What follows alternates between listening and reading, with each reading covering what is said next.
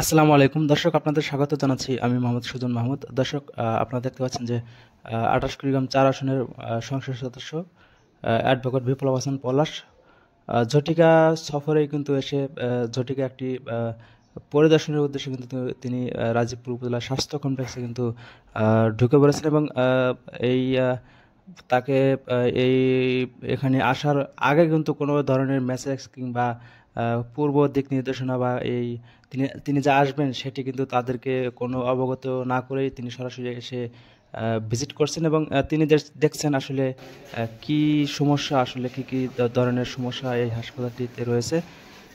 আপনারা জানেন যে এর আগে তিনি রাজীবপুর উপজেলা পরিষদে একটি মিটিং শেষে তিনি সরাসরি কিন্তু কোনো ধরনের অবগতি না করে কিন্তু সরাসরি উপজেলা স্বাস্থ্য কমপ্লেক্সে কিন্তু ঢুকে পড়েছেন। আপনারা দেখতে পাচ্ছেন যে তার সাথে রয়েছেন উপজেলা নির্বাহী অফিসার জনাব তানভীর আহমেদ, সাথে রয়েছেন উপজেলা আওয়ামী লীগের বিভিন্ন নেতৃবৃন্দ। তিনি হাসপাতালে ঢুকলেন এবং এখন হয়তো রোগীদের সাথে হয়তো কথা বলবেন। এখন তিনি ডক্টর হাসিব মাহমুদের সাথে কথা বলছেন। তাকে নিয়ে একটি ওয়ার্ডে নিয়ে আসা হয়েছে এবং তিনি রোগীদের সাথে হয়তো কিছু কথা বলবেন এবং তাদের কি সমস্যা রয়েছে, কি অভিযোগ রয়েছে সেগুলো কিন্তু আসলে হয়তো বা তিনি শুনবেন।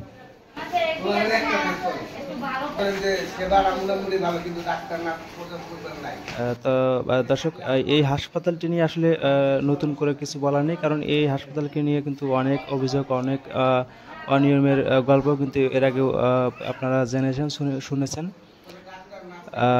এমপি সাহেব কিন্তু এখানে ঢুকেই এক এক রোগীর কাছে কিন্তু সাথে কথা বলছেন এবং এই রোগী যেটি বলছেন যে এই হাসপাতালে যে অব্যবস্থাপনা রয়েছে, এই হাসপাতালে যে চারপাশে যে পরিত্যক্ত ময়লা ফেলে রাখা হয়েছে, সেখান থেকে কিন্তু মশা মাছি উৎপাদন হয়ে কিন্তু এই হাসপাতালের পরিবেশ আরও নষ্ট করছে এবং সেখান থেকে কিন্তু বিভিন্ন রোগবালাই কিন্তু হওয়ার সম্ভাবনা রয়েছে।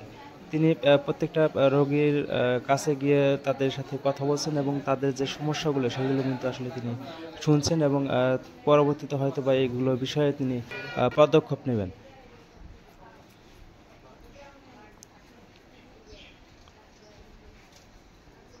দর্শক, আরেকটু জানিয়ে রাখতে চাই যে এই হাসপাতালের যিনি কর্মকর্তা রয়েছেন তার একটি বিষয় এখানে উপস্থাপন করা হয়েছে বা অভিযোগ করা হয়েছে এরকম যে এখানে উপজেলা আওয়ামী লীগের উপজেলা আওয়ামী যুবলীগের সভাপতি রয়েছেন, উপজেলা আওয়ামী লীগের আওয়ামী যুবলীগের সাধারণ সম্পাদক রয়েছেন। তারা একটি বিষয় অভিযোগ করছেন যে তিনি এই হাসপাতালে যিনি কর্মকর্তা রয়েছেন তিনি কিন্তু এই হাসপাতালে আসেন না বা অধিকাংশ সময় তিনি মিটিংয়ে কিন্তু বা প্রশিক্ষণে তিনি ব্যস্ততা থাকেন বা বিভিন্ন সময় তিনি এই মিটিং করে কিন্তু পুরো গোটা মাসটি তিনি চালিয়ে দেন বা এই হাসপাতালে তিনি খুবই কম আসেন বা তিনি আসেন না বলেই তারা অভিযোগ করছেন এবং করে বলছেন। তিনি বিভিন্ন রোগীদের সাথে কথা বলছেন এবং এই হাসপাতালে যে কিছু সমস্যা রয়েছে সেগুলো তিনি নিজ কানে নিজ চোখে দেখে যাচ্ছেন। হয়তোবা এর পরবর্তীতে এসে তিনি কোনো একটা পদক্ষেপ নেবেন বা এখান থেকে ফিরে গিয়ে হয়তোবা কোনো একটা পদক্ষেপ তিনি এই হাসপাতালটি তিনি হয়তোবা তিনি পদক্ষেপ নিতে পারেন।